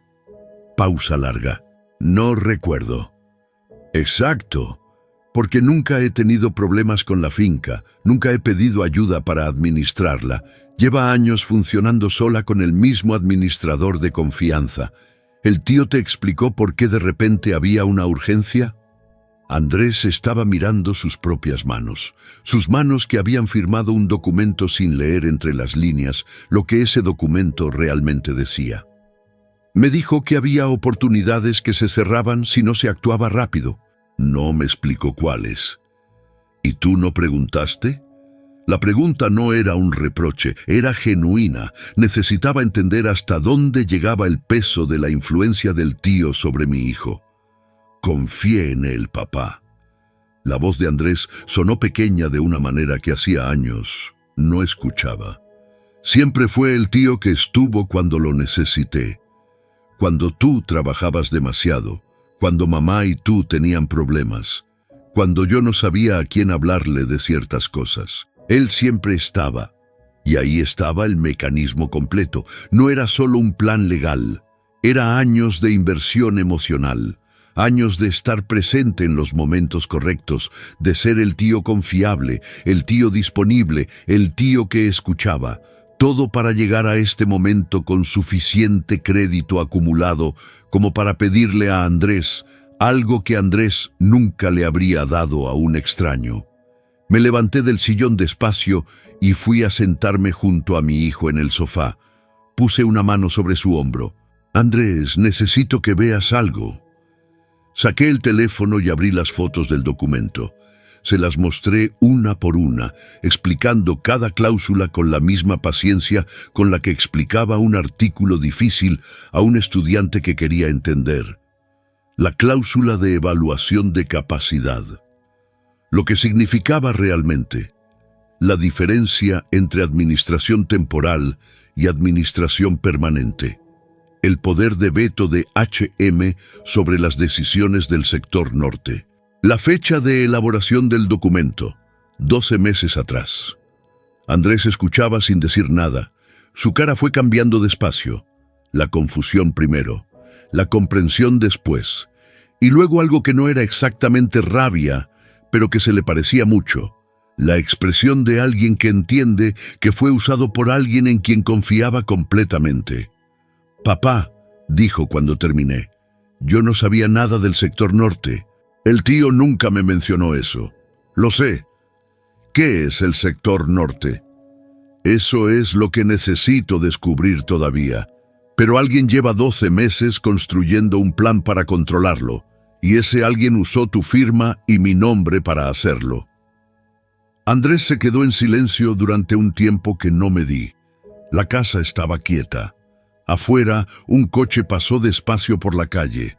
Adentro, los dos estábamos sentados en ese sofá, procesando cosas muy distintas pero que venían del mismo origen. «¿Qué hacemos?», preguntó finalmente. «Primero necesito que me muestres todos los mensajes que el tío te mandó en los últimos 12 meses. Todos, sin borrar nada». Andrés asintió. Tomó el teléfono y me lo entregó sin dudar. Ese gesto, simple como era, me dijo más que cualquier palabra. Mi hijo no estaba protegiendo a nadie, estaba eligiendo. Leí los mensajes despacio. Eran muchos. El tío había sido constante, paciente, siempre con un tono de preocupación genuina que era casi imposible de distinguir de la preocupación real. Mensajes sobre mi supuesta confusión, mensajes sobre la finca y las oportunidades que se abrían, mensajes sobre lo importante que era actuar con discreción para no alarmarme, mensajes construyendo, ladrillo por ladrillo, una versión de mí que no era yo. Y entonces, hacia el final del hilo de conversación, vi algo. Un mensaje enviado por el tío a un número diferente, no a Andrés. El tío le había mandado ese mensaje a otra persona y por error también lo había enviado a Andrés, que aparentemente no lo había notado o no había entendido su importancia. El mensaje decía: «El chico no sabe nada del norte. Cuando esté firmado, movemos a Gregorio y traemos al equipo de Villarreal». Gregorio, el administrador de la finca que llevaba 12 años. Alguien planeaba reemplazarlo. Y Villarreal, un apellido que no conocía, pero que sonaba a empresa, a proyecto, a algo que ya existía y esperaba. Leí el mensaje 2 veces. Luego le devolví el teléfono a Andrés y le señalé ese mensaje específico. «¿Habías visto esto?». Andrés lo leyó. Frunció el ceño. «Me llegó hace como 4 meses, pero no entendía a qué se refería. Pensé que era un error». «¿Sabes quién es Villarreal?». «No». Guardé el dato. Villarreal. Gregorio reemplazado. El norte. Las piezas seguían llegando, pero todavía no formaban una imagen completa. Necesitaba más. «Andrés, mañana es el jueves. ¿Sabes a qué hora es la ratificación con Salcedo?». «A las 11 de la mañana. Aquí en casa». «¿Y el tío viene?». Una pausa. «Sí, me dijo que iba a venir para acompañarnos». Acompañarnos. La palabra que usan las personas que quieren parecer parte de algo cuando en realidad son el centro de todo. Escucha lo que voy a pedirte, y necesito que lo hagas aunque no entiendas todavía por qué. Andrés me miró. «Mañana, cuando el tío llegue, no le digas nada de esta conversación. Actúa normal. Deja que llegue Salcedo, deja que empiece la reunión, y cuando yo diga algo que te parezca fuera de lugar, confía en mí. ¿Qué vas a hacer? Lo que debí hacer desde que era joven, no subestimar lo que sé. Andrés asintió despacio. Había algo en sus ojos que llevaba años sin ver. No era la mirada del hijo que respeta al padre porque es costumbre. Era la mirada del hombre que entiende por primera vez la dimensión real de la persona que tiene enfrente. En ese momento llegó Renata. Entró a la sala y se detuvo al vernos a los dos juntos en el sofá con esa quietud densa que tienen las conversaciones importantes cuando alguien llega en el momento equivocado. ¿Todo bien?, preguntó. Andrés y yo nos miramos. Sí, dije. Estábamos hablando de los Álamos. Renata nos miró a los dos un segundo más de lo necesario. Luego asintió y fue a la cocina. Esa noche llamé a Isabel desde el baño con el agua corriendo para cubrir el sonido. Isabel, hay un nombre, Villarreal, y el administrador de la finca, Gregorio, iba a ser reemplazado después de la firma. Escuché a Isabel escribir. Villarreal, repitió. ¿Nada más? Por ahora. Y el documento tiene 12 meses de preparación. Mañana a primera hora llamo a un contacto que tengo en el registro de empresas. Si Villarreal es una empresa, aparece. Y Rafael, una cosa más. Dime, necesitas ir mañana a esa reunión con algo que ellos no esperen. No puedes llegar solo con preguntas. Necesitas llegar con una respuesta que ellos no puedan ignorar. Lo sé. ¿La tienes? Miré mi reflejo en el espejo del baño. El mismo hombre de siempre, pero esa noche con algo diferente en los ojos. No rabia, no miedo. Algo más frío y más firme que las dos cosas juntas. Mañana la tengo. Esa noche no dormí mucho, pero las pocas horas que dormí, las dormí bien. Porque hay un tipo de descanso que no viene del cansancio, sino de la claridad.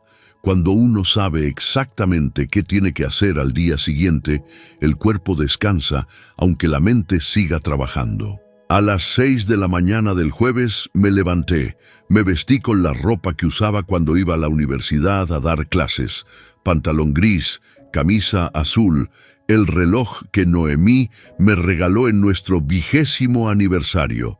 No era vanidad, era un recordatorio, para mí y para quien me mirara.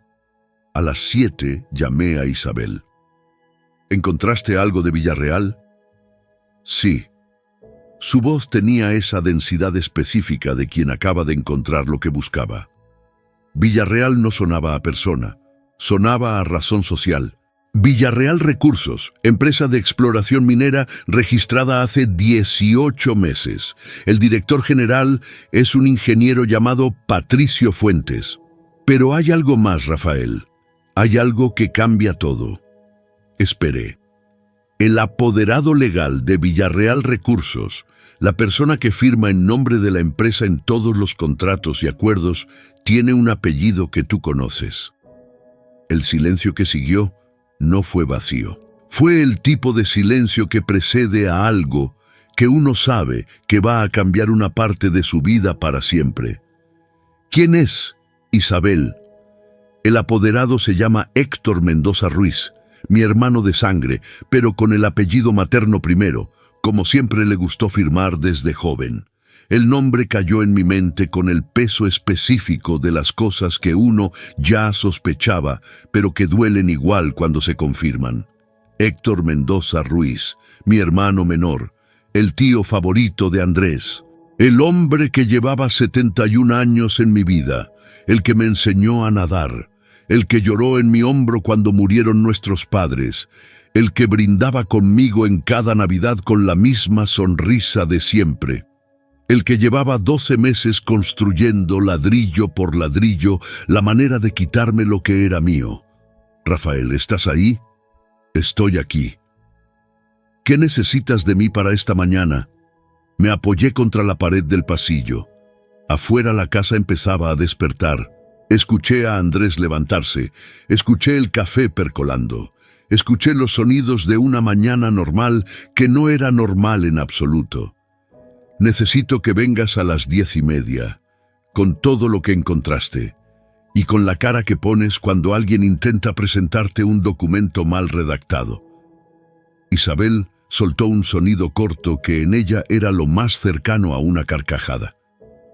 A las 10:30 estoy ahí. Colgué. Me quedé en el pasillo un momento más.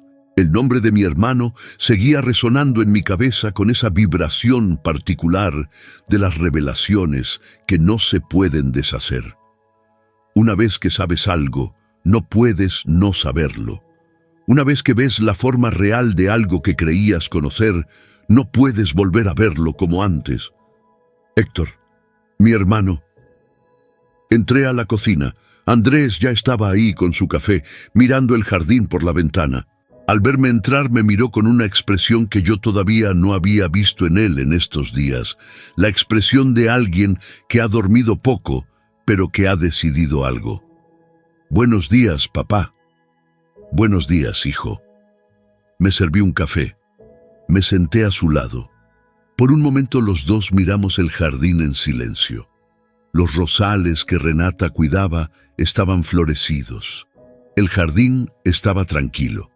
Todo afuera estaba perfectamente quieto. ¿Va a venir alguien más esta mañana?, pregunté. Andrés asintió sin mirarme. El tío dijo que llegaba a las 11. Asentí. Bien, dije.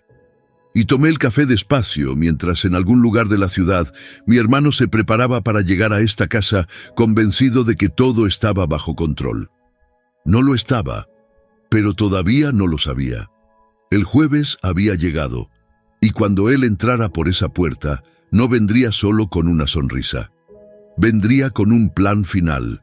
Lo que él no sabía era que yo también.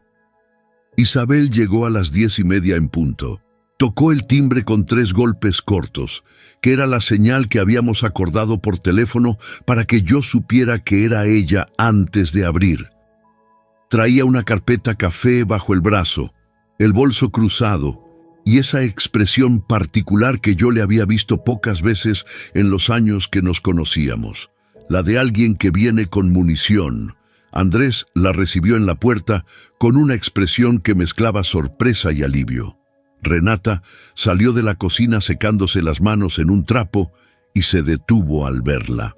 Isabel Fuentes, dije desde el pasillo con tono completamente natural. Una amiga muy querida, le pedí que viniera esta mañana. Nadie preguntó por qué. Eso era exactamente lo que yo quería. Isabel saludó a todos con esa cordialidad precisa de las personas que saben cuándo ser cálidas y cuándo ser eficientes. Se sentó a mi lado en la sala. Andrés se instaló frente a nosotros. Renata se quedó de pie cerca de la cocina como alguien que no sabe si pertenecer a la escena o mantenerse en el margen. A las 11:05 Andrés revisó su teléfono. El tío dice que ya viene. Está a 10 minutos. Asentí. Tomé mi café. Miré el jardín por la ventana. Los rosales seguían ahí, tranquilos, completamente ajenos a lo que estaba por ocurrir en esa sala. Isabel se inclinó hacia mí y me habló en voz baja. Tengo el registro completo de Villarreal Recursos. 18 meses de operaciones. 3 contratos preliminares de exploración en propiedades del estado de Jalisco y algo más que encontré esta madrugada cuando no podía dormir. ¿Qué encontraste? Una nota de prensa de hace 8 meses en un portal de negocios regional. Habla de un descubrimiento de depósitos minerales en la zona norte de Jalisco. Cuarzo, feldespato y algo que el ingeniero que escribió el artículo describió como un yacimiento de silicato de alta pureza, raro en esa región, valioso para la industria electrónica. Silicato de alta pureza, sector norte, Los Álamos. Todo encajó en ese momento con la precisión fría de las cosas que uno entiende demasiado tarde y demasiado bien al mismo tiempo. ¿Cuánto vale algo así, Isabel? Ella me miró con esa expresión que tienen las personas cuando están a punto de decirte un número que va a cambiar la conversación. Depende de la extensión del yacimiento, pero el artículo hablaba de proyecciones de explotación que podían justificar inversiones de varios millones de dólares en los primeros 5 años. Varios millones. Mi finca, mi sector norte, mi firma que Héctor llevaba 12 meses intentando obtener. No era ambición familiar, era un negocio grande y frío que usaba los apellidos de familia como fachada. Escuché el coche en la entrada. Héctor llegó puntual, como siempre había llegado a todo en su vida. Era un hombre de 71 años que aparentaba menos. La espalda recta, el cabello plateado bien peinado, la ropa de quien cuida su imagen porque sabe que la imagen es parte del trabajo. Entró con una sonrisa amplia que reconocí de toda la vida. La misma sonrisa de las Navidades, la misma de los cumpleaños, la misma que yo había leído como afecto durante décadas y que esa mañana leía de otra manera. Rafaelito, dijo abriendo los brazos. Me levanté y lo abracé. Un abrazo normal. Un abrazo de hermanos. Por un momento, solo por un momento, sentí el peso de 71 años compartidos y me pregunté si podía estar equivocado en todo, si había una explicación que yo todavía no veía. Luego lo solté y lo miré a los ojos. No estaba equivocado. Héctor vio a Isabel y su sonrisa no desapareció, pero cambió de textura. Se volvió 1 milímetro más controlada, 1 milímetro más calculada. No sabía que habría más personas, dijo con tono ligero. Isabel es una amiga, dije, experta en documentos. Pensé que sería útil tenerla aquí para revisar los papeles del licenciado Salcedo. Una pausa brevísima, luego la sonrisa de nuevo. Claro, por supuesto, entre más ojos, mejor. Se sentó. Salcedo llegó 5 minutos después con su maletín de cuero y su traje oscuro y su sonrisa profesional, que esa mañana me pareció mucho más tensa que el día anterior. Nos saludó a todos. Cuando vio a Isabel, la saludó con una cordialidad específica, la de alguien que reconoce a otra persona del mundo legal y ajusta su postura en consecuencia. La sala estaba llena. Héctor y Salcedo en un sofá. Andrés en una silla. Renata todavía en el margen, ahora sentada en el extremo de otra silla como alguien que preferiría estar en otro lugar. Isabel y yo frente a todos. Salcedo puso la carpeta sobre la mesa, la misma carpeta verde. Bien, dijo con tono de quien preside una reunión. Si todos están listos, podemos proceder con la firma de hoy y después la ratificación quedará... Un momento, dije. El tono de mi voz era exactamente el que usaba cuando interrumpía a un estudiante que estaba a punto de llegar a una conclusión incorrecta. No era agresivo, era preciso. Era el tono que dice, lo que viene a continuación importa. Todos me miraron. Antes de cualquier firma, me gustaría hacer algunas preguntas. Si no hay inconveniente. Salcedo miró a Héctor por una fracción de segundo. Héctor no miró a Salcedo. Me miró a mí con esa sonrisa que empezaba a parecerse cada vez menos a afecto y cada vez más a cálculo. Por supuesto, Rafael, para eso estamos aquí. Saqué el cuaderno de notas del bolsillo de mi saco, el mismo cuaderno de tapas de cuero gastado. Lo puse sobre mis rodillas y lo abrí en la primera página. Héctor, ¿cuándo fue la última vez que visitaste el rancho Los Álamos en persona? Una pausa.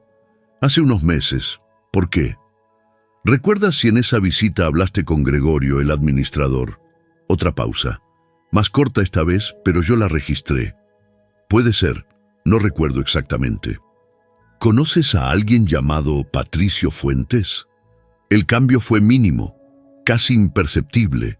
Una ligera tensión alrededor de los ojos que desapareció en menos de un segundo. Pero yo llevaba 40 años leyendo ese tipo de cambios en personas que intentaban no mostrarlos. El nombre no me dice nada, dijo Héctor. Isabel abrió su carpeta y puso un documento sobre la mesa. Una hoja impresa con membrete de registro público. «El licenciado Patricio Fuentes», dijo Isabel con tono completamente profesional.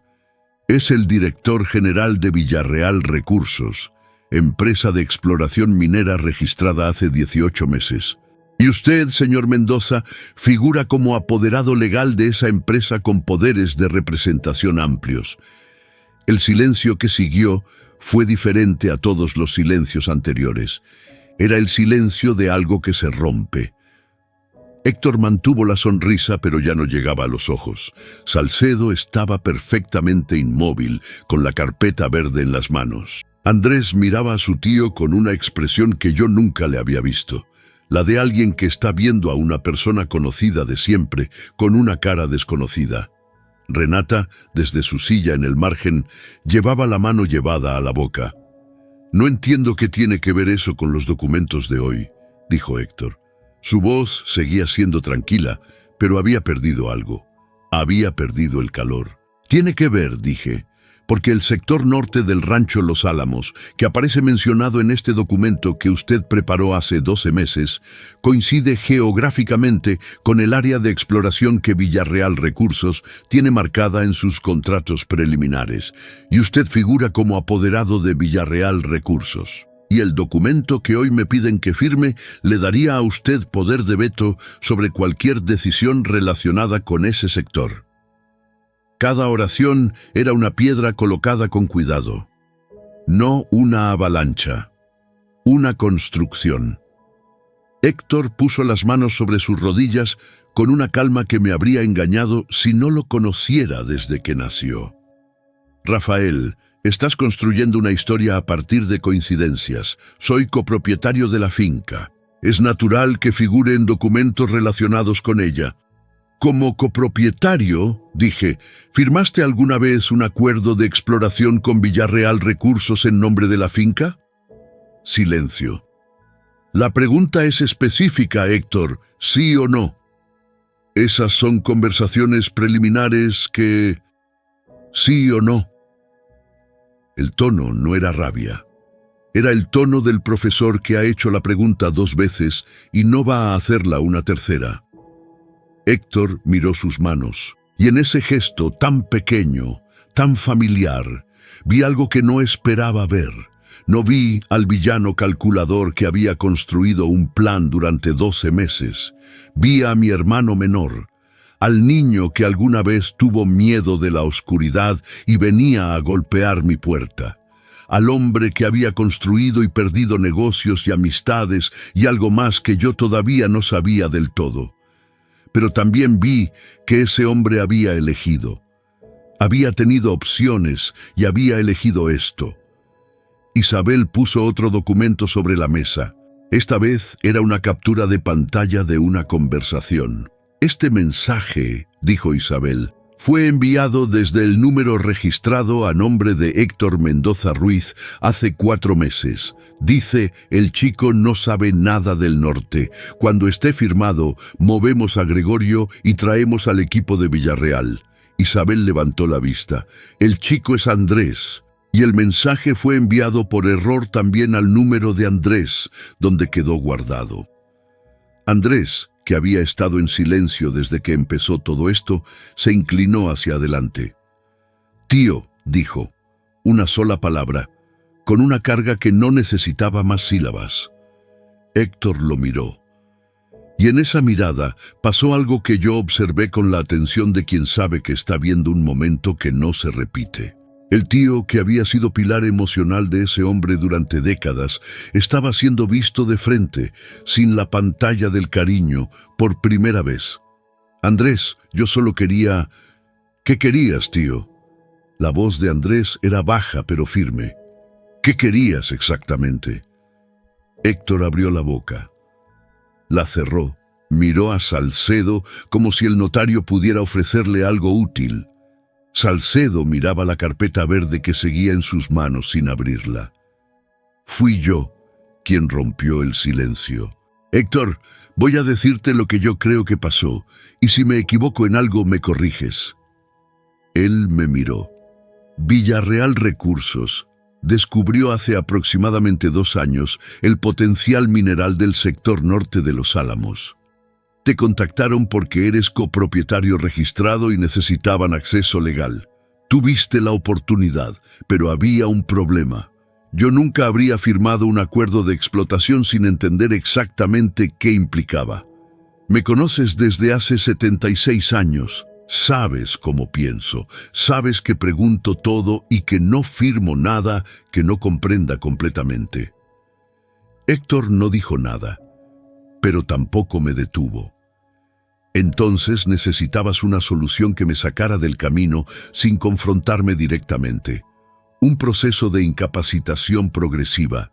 Primero convencer a Andrés de que yo estaba perdiendo la memoria. Después un documento que transfiriera la administración con mi firma aparente. Después una evaluación médica conveniente que volviera esa transferencia permanente. Y para cuando yo entendiera lo que había pasado, ya sería demasiado tarde legalmente. La sala estaba completamente quieta. Renata tenía los ojos húmedos. Andrés miraba a su tío con una expresión que era la definición exacta del duelo. No la muerte de una persona, sino la muerte de la imagen que uno tenía de esa persona. Salcedo había puesto la carpeta sobre la mesa y tenía las manos entrelazadas sobre el regazo con la postura de alguien que está calculando cuánto de esto lo alcanza a él. Héctor respiró hondo. Cuando habló, su voz tenía algo que no le había escuchado en mucho tiempo. No era la voz del hombre seguro. Era la voz del hombre que sabe que el peso que cargó solo durante 12 meses ya no puede seguir cargándolo. El negocio era real, Rafael. El yacimiento es real. Villarreal tiene los estudios técnicos. Estamos hablando de una explotación que podría generar ingresos que ninguno de los dos ha visto en su vida. No me hablaste de eso, porque sabía que ibas a complicarlo todo. Ibas a pedir estudios de impacto, informes ambientales, consultas con abogados, meses de análisis. Y la ventana de oportunidad se cerraba. La ventana de oportunidad, repetí. ¿Y declararme incapaz era más sencillo que tener una conversación conmigo? La pregunta no era retórica, era genuina. Necesitaba escucharlo decirlo. Héctor bajó la vista. Tengo deudas, Rafael. Ahí estaba, la palabra que lo cambiaba todo sin cambiarlo todo. ¿Cuánto?, pregunté. Suficiente para que Villarreal fuera más que una oportunidad, fuera una salida. ¿Deudas de qué? Pausa larga. Malas inversiones, socios que no cumplieron, un proyecto en Monterrey que se fue a pérdida. Otra pausa. Y otras cosas. Otras cosas. 2 palabras que en la boca de un hombre que evita la mirada de su hermano mayor significan más de lo que dicen. No presioné en ese momento. No era el lugar ni la hora. Isabel tomó la palabra con esa precisión suya que cortaba sin herir innecesariamente. Señor Salcedo, necesito hacerle una pregunta directa como exnotaria pública. Salcedo la miró. ¿Usted verificó personalmente la voluntad libre del señor Rafael Mendoza antes de proceder con este documento? ¿Habló con él a solas, sin la presencia de otros familiares, para confirmar que entendía lo que firmaba y que lo hacía sin presión? Salcedo tardó exactamente el tiempo suficiente para que la respuesta fuera obvia antes de decirla. El proceso estaba en curso. La reunión de hoy era precisamente para... La pregunta era específica, dijo Isabel. ¿Sí o no? Silencio. No, dijo Salcedo finalmente. Entonces este documento no cumple con los requisitos mínimos de consentimiento informado para una transferencia de derechos patrimoniales sobre bienes inmuebles. Lo que significa que aunque el señor Rafael Mendoza hubiera firmado hoy, el documento sería impugnable en cualquier tribunal del país. Salcedo recogió la carpeta verde de la mesa y la puso en su maletín con movimientos lentos y muy controlados. Héctor miraba el piso, Andrés miraba a su tío. Renata se había levantado de su silla y estaba parada junto a la ventana, con los brazos cruzados y los ojos fijos en el jardín. Fui yo quien rompió el silencio, porque era mi caso, y en cualquier caso, el que lo construyó es quien lo cierra. Héctor. Mi hermano levantó la vista. Hay dos caminos desde aquí. El primero, esto llega a un juicio. Isabel tiene todo documentado. El mensaje del chico no sabe nada. La conexión entre Villarreal y el sector norte. El documento preparado hace 12 meses. La narrativa que construiste sobre mi supuesta confusión para convencer a Andrés. Con todo eso, un tribunal no solo invalidaría este documento, sino que podría haber otras implicaciones legales que yo prefiero no enumerar en este momento. Héctor asintió despacio. Sabía exactamente a qué me refería. El segundo camino, una conversación privada entre los dos. Hoy, donde me explicas todo. El yacimiento, la deuda, Villarreal, todo. Y juntos encontramos una manera de resolver lo que sea que necesites resolver, sin que yo tenga que firmar nada que no entienda y sin que tú tengas que pasar los próximos años con un proceso legal encima. La sala esperaba. Héctor me miró durante un tiempo que no me di. En esa mirada pasaron 71 años, los dos de niños en el rancho de nuestros padres. El día que me enseñó a nadar, el día que lloramos juntos cuando murió nuestra madre. Las navidades, los cumpleaños, las llamadas de madrugada cuando las cosas estaban mal. Todo eso pasó en esa mirada, en el tiempo que tarda un hombre en decidir quién quiere ser en el momento más difícil de su vida. El segundo camino, dijo en voz baja. Asentí, me levanté y miré a Salcedo. Licenciado, le agradecemos su tiempo. No habrá firma hoy ni el proceso seguirá por este canal. Si tiene alguna duda sobre las implicaciones legales de lo que acaba de escuchar, Isabel puede orientarlo. Salcedo se levantó, tomó su maletín y salió con la eficiencia de alguien que prefiere no seguir presente. Isabel lo acompañó a la puerta. Escuché que hablaban en el recibidor en voz baja durante un momento. Luego escuché la puerta cerrarse. Quedamos en la sala Héctor, Andrés, Renata y yo. Me volví hacia Andrés. ¿Puedes darme un rato a solas con tu tío? Andrés me miró. Luego miró a Héctor. Luego asintió y se levantó. Renata se levantó también. Antes de salir de la sala, Renata se detuvo y me miró. Don Rafael, yo... Ya lo sé, dije con tono tranquilo. Y está bien. Ella asintió con los ojos brillantes y siguió a Andrés hacia la cocina. Isabel entró de nuevo a la sala. Me miró con una pregunta silenciosa. Asentí. Ella tomó su carpeta y su bolso. Estoy en el teléfono, dijo solo para mí, y salió. Héctor y yo quedamos solos en la sala. Por primera vez en 12 meses, sin planes, sin documentos, sin intermediarios, sin la pantalla de nada. Me senté frente a mi hermano. Habla. Y Héctor habló. Me contó lo que no me había contado en años. La empresa en Monterrey que empezó con todo el potencial del mundo y terminó con socios que desaparecieron y deudas que quedaron a su nombre. Las decisiones que tomó intentando recuperar lo que había perdido y que en cambio profundizaron el hoyo. Los prestamistas que ya no eran pacientes.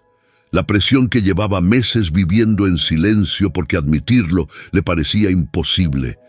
Porque Héctor Mendoza nunca había necesitado ayuda de nadie, porque toda su vida había sido el hermano resuelto, el tío capaz, el hombre que siempre tenía una respuesta, y luego Villarreal, el ingeniero Fuentes que apareció con los estudios del sector norte y los números proyectados y la promesa de que si lograba acceso legal al yacimiento, los retornos serían suficientes para cubrir todo lo que debía y todavía sobrar. ¿Por qué no me lo dijiste?, pregunté cuando terminó. Héctor me miró con esa expresión que tienen las personas cuando la respuesta más honesta es también la más difícil. Porque toda mi vida fui el que no necesitaba que lo rescataran. Y pedirte ayuda a ti, después de todo lo que has construido, después de todo lo que eres. Dejó la frase sin terminar. Era demasiado. Lo miré. A mi hermano de 71 años que se había metido en un laberinto, y en vez de buscar la salida había intentado construir uno propio usando mis paredes. ¿Cuánto debes? Héctor me dijo el número. Era significativo. No era una cantidad que yo pudiera resolver con un cheque sin pensar, pero tampoco era una cantidad que justificara lo que había intentado hacer. El yacimiento es real, dijo Héctor. Los estudios de fuentes son legítimos. Hay dinero ahí, Rafael. Dinero real. Lo sé. Él me miró. ¿Lo sabías? Lo descubrí anoche. Isabel encontró la nota de prensa de hace 8 meses. Héctor procesó eso. Luego soltó un sonido que era mitad cansancio y mitad algo que en otra circunstancia habría sido una carcajada. Siempre tan adelantado, murmuró. No, dije. Esta vez llegué tarde. Tardé 12 meses en ver lo que estaba pasando debajo de mi propia nariz. Eso no es estar adelantado. Eso es haber confiado demasiado. Héctor bajó la cabeza. Lo siento, Rafael. 2 palabras, cortas, sin adornos. El tipo de disculpa que viene de un lugar real, porque ya no hay nada que defender. Las recibí en silencio. No las rechacé. Tampoco las absorbí de inmediato, como si nada. Porque lo que mi hermano había intentado hacer no se borraba con 2 palabras, aunque esas 2 palabras fueran reales. Esto es lo que va a pasar, dije finalmente. Héctor levantó la vista. Voy a llamar a Gregorio esta tarde y voy a ponerlo al tanto de lo que ocurrió. Villarreal Recursos no va a tener acceso al sector norte bajo ningún acuerdo que yo no haya leído, entendido y firmado con plena conciencia. Si el yacimiento es lo que dicen que es, y si los términos son razonables para ambas partes, podemos tener una conversación en el futuro, una conversación real. Tú, yo, un abogado que yo elija, y los documentos que yo entienda. Héctor asintió. La deuda es tu responsabilidad. No voy a pagártela, pero tampoco voy a dejarte hundirte si hay una manera honesta de ayudarte que no me cueste lo que intentaste quitarme. Eso lo vamos a hablar también por separado, cuando las cosas se enfríen. Otra pausa. ¿Y lo de Andrés? Héctor cerró los ojos un segundo. Andrés te quiere. Confió en ti de una manera que muy poca gente confía en otra. Y tú usaste esa confianza como una herramienta. Eso no te lo voy a resolver yo. Eso lo tienes que resolver tú con él, directamente, sin intermediarios y sin planes. Héctor asintió despacio. En sus ojos había algo que no era derrota. Era agotamiento. El agotamiento de alguien que cargó un peso demasiado tiempo solo y que acaba de soltarlo, aunque soltarlo también duela. Se levantó. Lo imité. Nos quedamos de pie frente a frente en la sala donde 1 hora antes había estado todo lo que él había construido en 12 meses. Me extendió la mano, yo la tomé, pero luego hice algo que no había planeado hacer. Lo abracé. Un abrazo diferente al de la llegada, no el abrazo de los hermanos que se ven con gusto. El abrazo de 2 hermanos que acaban de cruzar algo que va a dejar una cicatriz que ninguno de los 2 pidió.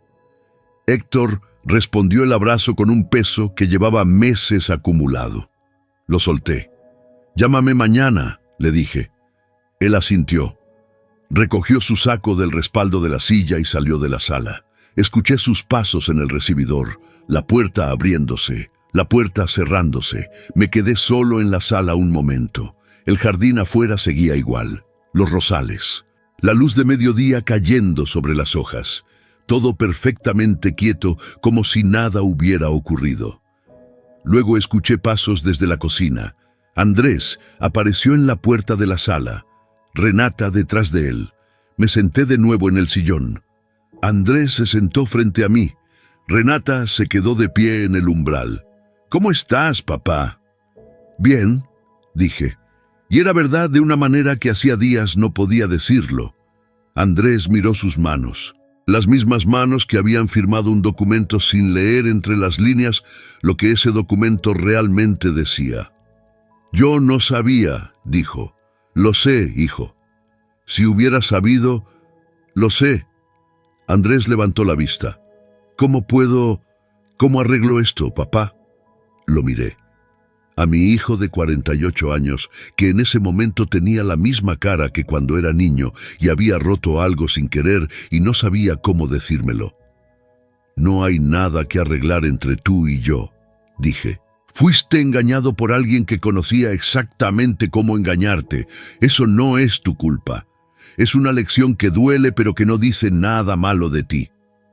Andrés asintió, pero sus ojos decían que iba a tardar en creerlo completamente. Eso era normal. Algunas cosas se entienden con la mente mucho antes de que el corazón las acepte. Me volví hacia Renata, que seguía en el umbral. «Renata». Ella me miró con los ojos todavía brillantes. «Usted dijo que él era lúcido», dije, «cuando le pedían que dijera lo contrario». Renata apretó los labios. «Era la verdad», dijo en voz baja. «Lo sé, y en este caso la verdad importó más de lo que probablemente imaginas». Ella asintió y 2 lágrimas cayeron sin que ella hiciera nada para evitarlas. No dije nada más. A veces el silencio es la forma más completa de decirle a alguien que lo que hizo fue suficiente. Esa tarde, cuando la casa volvió a su ritmo, me senté en mi cuarto con el cuaderno de notas. Lo abrí en la última página con escritura. Leí todo lo que había anotado desde el primer día. Lo que sé, lo que no sé, lo que necesito descubrir. La última columna estaba casi llena ahora. Tomé el bolígrafo y en la parte de abajo de la última página escribí una sola línea: «Caso cerrado». Luego cerré el cuaderno. Llamé a Gregorio esa misma tarde. Le expliqué lo esencial sin entrar en detalles que no necesitaba saber. Le dije que cualquier acuerdo de exploración o explotación que hubiera iniciado con personas que se presentaran como representantes de la finca quedaba suspendido hasta nuevo aviso. Gregorio escuchó con la paciencia de alguien que lleva 12 años manejando la tierra de otra persona con más cuidado que si fuera la propia. «Don Rafael, yo le cuido los álamos como siempre. Usted no se preocupe». «Lo sé, Gregorio». «Gracias». En los días siguientes, las cosas se acomodaron despacio, como se acomodan siempre las cosas importantes. No de golpe, no perfectamente, sino con ese ritmo irregular que tiene la vida real cuando intenta recuperar el equilibrio después de algo que lo rompió. Héctor cumplió. Me llamó al día siguiente como le pedí. Hablamos durante 2 horas. Me contó detalles que esa primera tarde había resumido. Las deudas tenían un componente que yo había intuido pero que él confirmó. No eran solo de malos negocios, había algo más. Un hábito que había empezado como distracción en los años difíciles y que se había vuelto un problema que él llevaba tiempo intentando manejar solo y que solo había empeorado. No le di sermones, no era el momento ni era mi lugar. Le di el nombre de una persona que conocía, una especialista que había ayudado a alguien cercano años atrás. Le dije que cuando estuviera listo, ese nombre seguiría ahí. Héctor lo anotó. No dijo nada más sobre eso, pero lo anotó. Con Salcedo, las cosas fueron más limpias de lo que esperaba. Isabel lo contactó 2 días después con un documento breve que él firmó sin mucha resistencia. Una declaración de que el proceso había sido abandonado por voluntad de las partes y que ningún acuerdo de administración había entrado en vigor. El nombre de Villarreal Recursos desapareció de los papeles relacionados con los álamos como si nunca hubiera estado ahí, aunque los 2 sabíamos que había estado. Semanas después, con las cosas más tranquilas, tuve una conversación larga con Andrés. No sobre el tío ni sobre los documentos. sobre nosotros, sobre los años en que yo trabajé demasiado y él buscó en otro lado lo que debería haber encontrado en casa. Esa conversación duró más de lo que ninguno de los dos planeaba y terminó con los dos sentados en el jardín de noche mirando las estrellas sin decir nada, que es la forma que tienen ciertas conversaciones de cerrarse cuando ya no queda nada que explicar. Isabel me llamó un mes después con una propuesta. Rafael, tengo un conocido que da talleres para adultos mayores sobre derechos patrimoniales y cómo protegerse de manipulación financiera familiar. Me pidió que le recomendara a alguien que pudiera hablar desde la experiencia. Pensé en ti. Lo pensé durante un día. Luego le dije que sí. El primer taller fue en un salón pequeño con 12 personas, la mayoría mayores que yo. Algunos con historias que reconocí inmediatamente porque tenían la misma estructura que la mía, aunque con nombres distintos y propiedades distintas y traiciones distintas que en el fondo eran todas la misma traición. Alguien de la familia usando el amor de otro como punto de entrada para algo que el amor no debería financiar. Hablé durante 1 hora, les conté lo que había aprendido, no como abogado, como hombre de 76 años que había encontrado un celular sobre una mesa del comedor y había decidido no ignorarlo. Al final, una señora de unos 80 años levantó la mano y me preguntó, ¿cómo supo que podía ganar? La pregunté, me tomó un segundo. Luego respondí con la única respuesta honesta que tenía. No lo supe, solo decidí que perder sin intentarlo era peor que intentarlo sin garantías. Ella asintió, como si eso fuera exactamente lo que necesitaba escuchar. Esa noche llegué a casa y encontré a Andrés y Renata en la cocina preparando la cena. El olor a comida llenando los cuartos. La televisión con el volumen bajo en la sala. Los sonidos normales de una casa que seguía siendo un hogar. Me senté a la mesa y Renata me sirvió un café sin que yo lo pidiera. Andrés preguntó cómo había estado el taller. Le conté un poco. Él escuchó con esa atención nueva que tenía desde el jueves, la atención de alguien que entiende que escuchar es una forma de hacer las cosas bien. Más tarde, ya en mi cuarto, saqué el cuaderno una última vez. No para escribir, solo para sostenerlo, para recordar que ese mismo cuaderno había estado en mis manos la noche en que todo era una columna de cosas que no sabía, y una sola certeza, que la prisa era el mejor aliado del que miente. Lo puse sobre la mesita de noche junto a la lámpara de lectura que Renata había puesto ahí el día que preparó mi cuarto con cuidado, porque Andrés le dijo que el azul claro era mi color favorito. Ese tipo de detalles te engañan, pensé. Te hacen creer que todo lo que se ve es todo lo que hay. Pero a veces, solo a veces, lo que se ve es exactamente lo que hay. Una familia que cometió errores, un hermano que se perdió en un camino que él mismo eligió, un hijo que confió demasiado, una nuera que en el momento que importó dijo la verdad, y un hombre de 76 años que aprendió, más tarde de lo que debería, pero no demasiado tarde, que la diferencia entre víctima y sobreviviente no está en la edad, ni en la fuerza, ni en los títulos que uno cuelga en las paredes. Está en la decisión de no mirar hacia otro lado cuando la pantalla se enciende. Apagué la lámpara y dormí bien.